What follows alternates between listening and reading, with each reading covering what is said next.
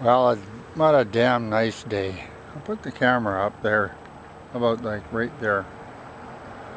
It's a beautiful day. Now I pumped in a half a pot of coffee, so I'll tell you the story about that compressor. It was overheating because the regulator had failed and was allowing the air to just blow right through. The compressor runs at 150 pounds, and we were running the mill around 100.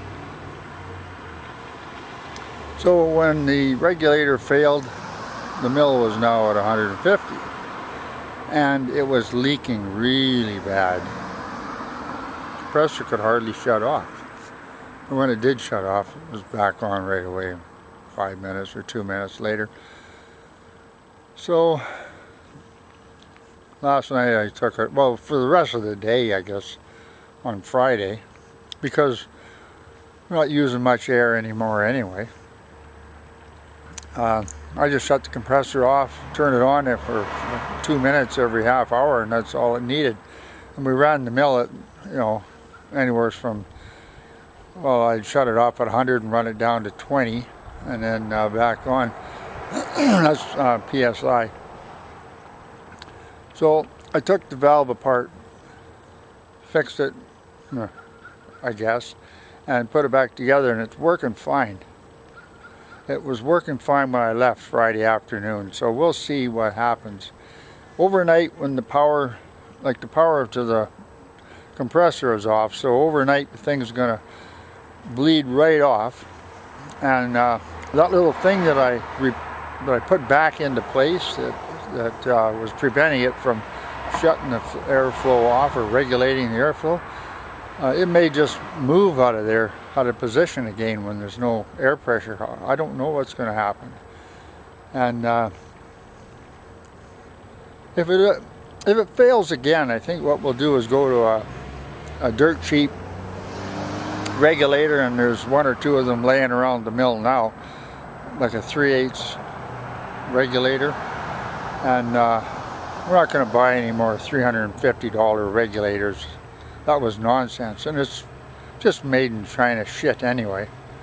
I think that one was, I put that in a month ago, and it was over $350 for the water trap and regulator. Just bullshit. But yeah, so the next thing is to just find a bunch of bushings and we'll go down to a 3/8. We're not using air very much anymore. Initially when we put it all together, we were running air strappers. I guess we still have the bacon slicers, and up in the ridge mill we're using a bit of air once in a while, but I think 3/8 will do it. Plus, once you get the mill filled up, there's a huge volume of air on the other side of the compressor. Like it's already, it's a huge amount of air that's available. So we'll do it with 3/8 or even a 1/4 inch if this fails. And that's all. See how this works out. Catch you later.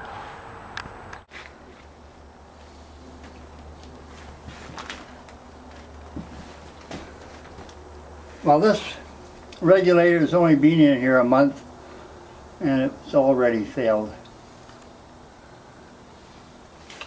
Doesn't matter where you crank it, you get the same pressure as you get in the tank.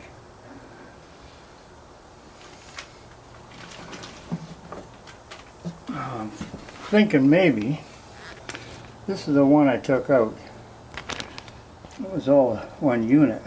Maybe if I took that off and put it on there, might be able to put that on there. Worth a try.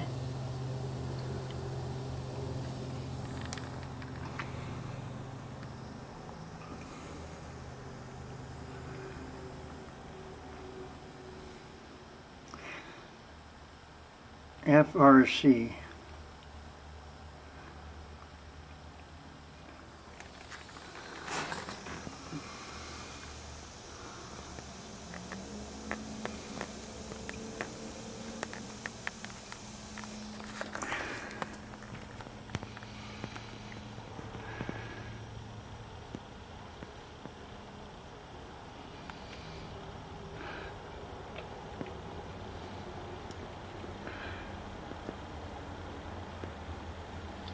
can't read the damn thing. I'm gonna have to get my glasses.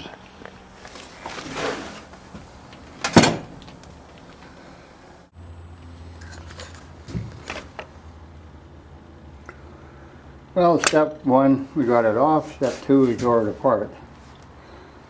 Now we got to get the other one apart and see if all I really need is that plate. And we'll see. So I had to get away from it so you could hear me. Right now there's just about 150 pounds in the tank. And I got the mill pressure set at 20. Before I took it apart and put it back together, I was getting the same pressure coming out of the regulator as I had in the tank.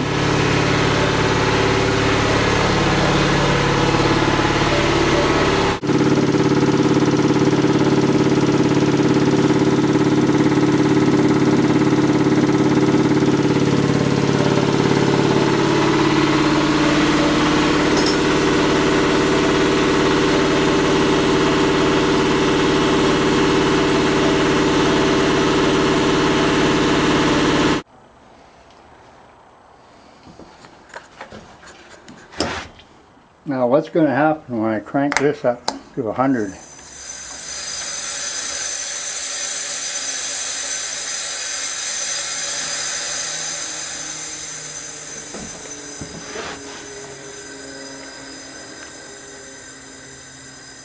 That's 50 right there.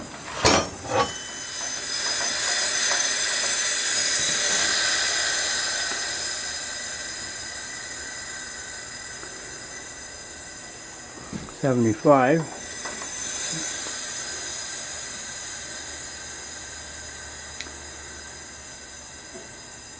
$85.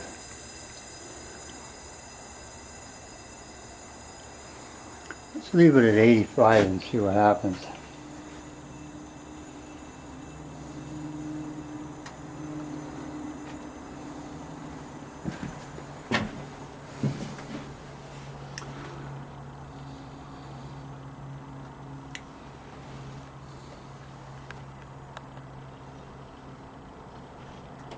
I don't know when that comes on, probably close to 100, just over 100, then it runs up to 150.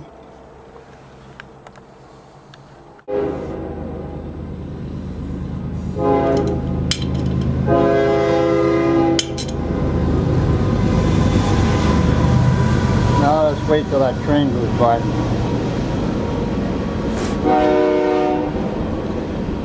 As usual, I didn't get enough footage of the other valve, but right there, that part right there was not attached to that on the other valve. It's like it slipped sideways or something.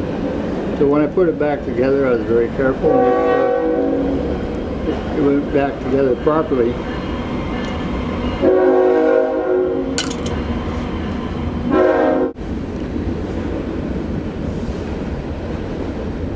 We'll just have to see what happens when there's no pressure from, like, overnight in the morning. If this part doesn't stay where it belongs, then the regulator is going to have to be replaced again.